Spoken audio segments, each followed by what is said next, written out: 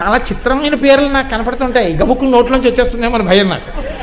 ఏమిటండి ఇది అని అడిగారు అనుకోండి, మా నాన్నగారి పేరులో మొదటి 2 అక్షరాలండి అంటారు. మీ నాన్నగారి పేరులో 2 అక్షరాలు ఏంటి? అది ఏమో బీజాక్షరం. అది పెట్టుకుంటే మీ నాన్నగారి పేరు పెట్టుకోవాలి, అదే మాని.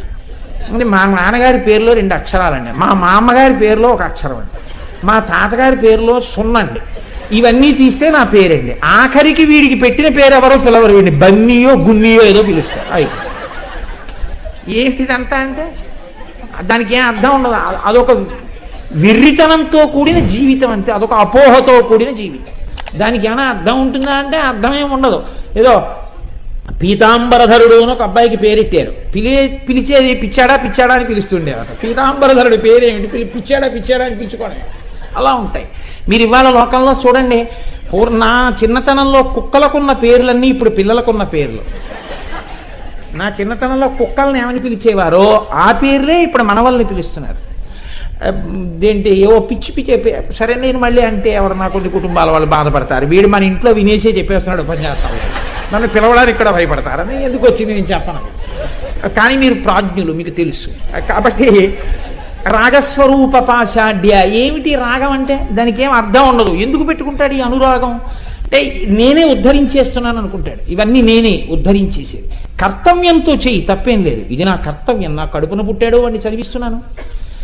ఇంతే జీవితం అంటే. వాడు పెద్దవాడు అవుతున్నాడు, వాడు ఇవాళ హాస్టల్కి వెళ్ళిపోయాడు, రేపు వాడికి ఉద్యోగం వస్తుంది, బెంగళూరు వెళ్ళిపోతాడు, ఆ తర్వాత వాడికి ప్రమోషన్ వస్తుంది, బాంబే వెళ్ళిపోతాడు, ఆ తర్వాత వాడికి నా మీద నాన్నగారికి సముద్రం దాటడం ఇష్టం లేదు, వాడికి నా మీద మర్యాద ఉంటే వెళ్ళడు, ఒకవేళ వాడికి వెళ్ళిపోవాలంటే వాడు వెళ్ళిపోతాడు. నా కర్తవ్యం అయిపోయింది అంతే. వాడు వెడితాడు, వాడి సంస్కారం వాడిది, నేను చెప్పడం వరకే తప్ప నా కొడుకంటే అస్తమానం ఇలా అంటే అంటి పెట్టుకుని ఏదో అంటుకుపోయిన అరటి పళ్ళల్లా ఉండమంటే ఎక్కడ ఉంటాడో. వాడి జీవితం వాడిది.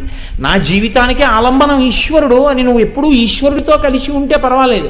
ఇప్పుడు తనకో భార్య వచ్చిన తర్వాత, అమ్మ నిన్ను చూడకుండా నేను ఒక్క క్షణం ఉండలేనమ్మా అని అమ్మ ఎదురింటికి వెడితే అన్నం తినని వాడు అమ్మ వస్తుందేమో అన్నం పెట్టాలని ఏడుస్తాడు.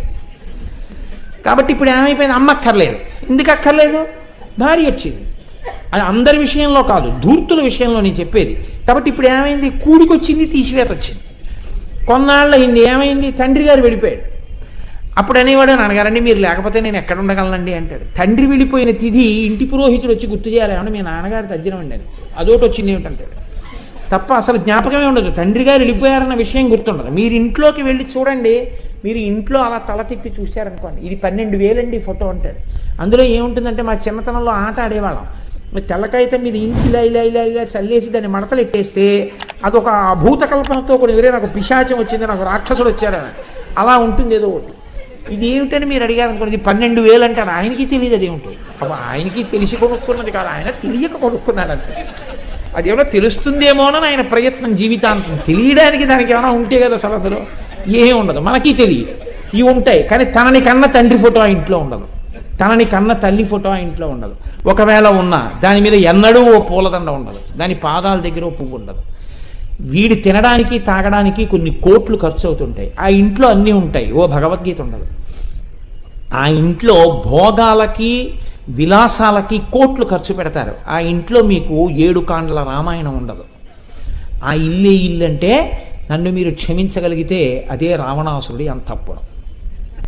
నియుజ్యమానాస్సు గజాసుహస్తా సఖీశ్చరాత్వత్పల పద్మహస్తాః